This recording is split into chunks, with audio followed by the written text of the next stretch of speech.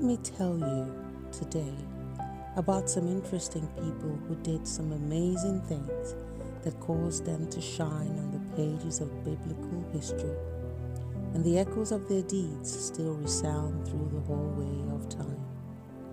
They went through some things you and I probably are going through right now, but you know what? They came out victorious. So let me tell you a little about them. Let me tell you about Esther. Esther was a young girl who was chosen to be the queen, and through her courage and strong will, she exposed a plan to assassinate the king. And because of that, she saved the lives of her people. Her ability to stand on her own and defy those who had so much power in the kingdom goes to show us that when God is on our side, there is no need to run and hide in the face of danger. And that even the most dangerous kind of enemy can be defeated if you stand. So she wants you to know today that you must never lose your courage in the face of any kind of opposition. Your enemy can only defeat you if you cower in fear and give in. And just like Esther, God may have put you in that position for a time like the one you're in now, because through your obedience, many will be saved. Let me tell you about Abraham.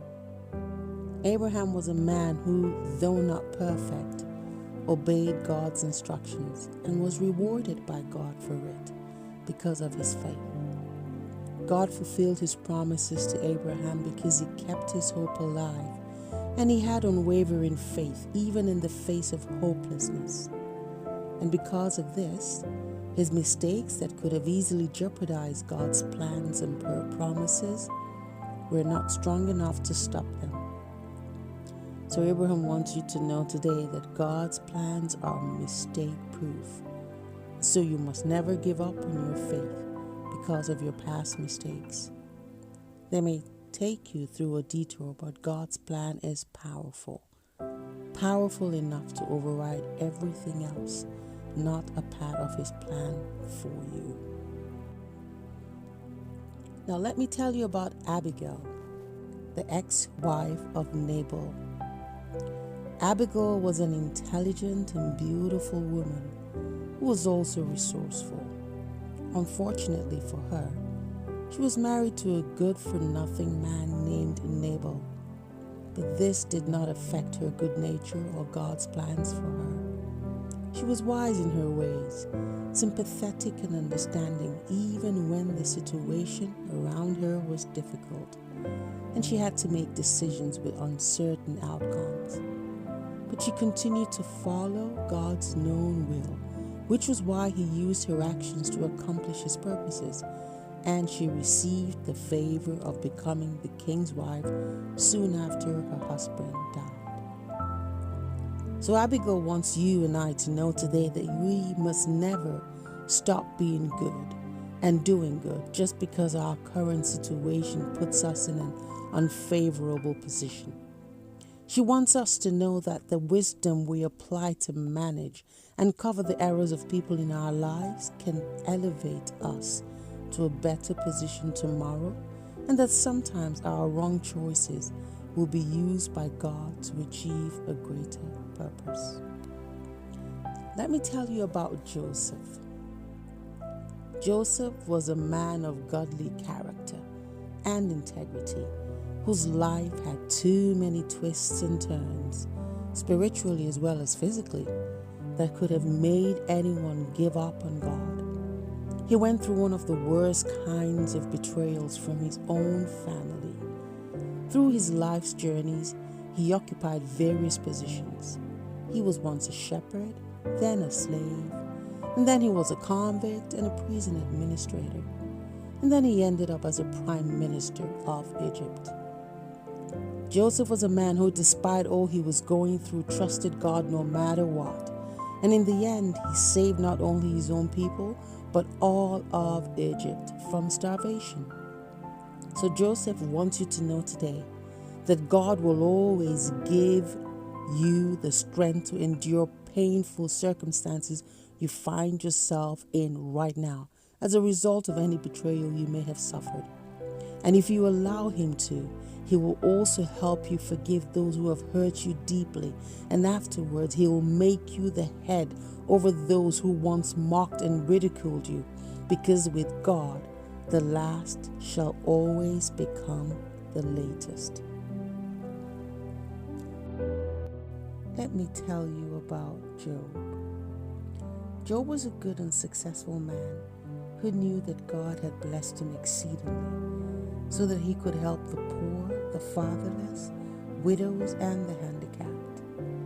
He was a man who had a servant's attitude towards people and a steward's mentality towards his possessions, which was why God held him in high esteem, and he was honored by his contemporaries. And even when Job lost everything, because God decided to test his character to see how his commitment to Him would bear up, he remained faithful and continued to trust God through his disappointment and discouragement. God, because of this, eventually restored him much more than what he had before. So today, Job wants you to know that sometimes suffering is part of God's plan to bring a greater good.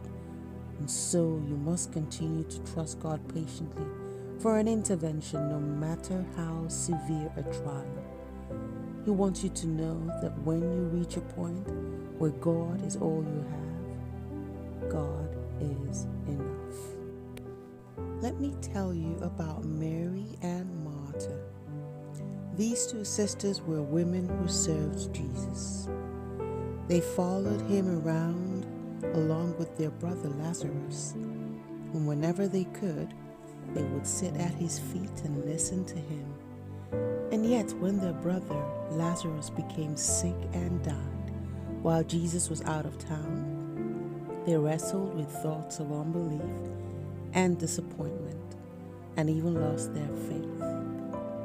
They believed for the future last day, but wrestled with the now. So they both want to tell you that whenever you find yourself doubting and wrestling with your faith, to just remind yourself of God's promises, the prayers He's answered in your life before, and your personal history with Him. And when you do this, all your raging questions of what if, what about, and why me will be answered with a miracle. Now let me tell you about Rahab. Rahab was a sex worker who lived in her homeland, which was full of violence and all kinds of atrocities. She may have felt trapped there and stuck in a way of life that robbed her of her dignity and joy and made her feel invisible and worthless. And perhaps, to care for her family, she had no other choice than to do what she had to do. She may have felt hopeless and as a result resigned herself to the life she was now living as a sex worker. But despite how she felt and what she was doing for a living, when she heard the good reports that was being spread about God and His ways, she believed, and it kindled faith in her and allowed her to put her trust in God. And by her act of faith, through which she risked her life and that of her family, to bravely show hospitality and provide safety for the servants of God whose lives were in danger and in need of protection from enemies, Rahab was spared and granted an important role in history. Today, Rahab wants to tell you that no matter how low you feel, God is not far off from you. She wants you and I to know through her story that we are not insignificant to God. None of us are. He reads our thoughts and sees where we are right now. He knows what we're doing and understands everything about you and I. And He longs to find a spark of faith in us, like the one He saw in her. And this is what they had to tell us today. They made it. And if they made it, then you can make it too. I hope you've been blessed by this. Thank you for listening. And remember, never lose your faith. God bless you.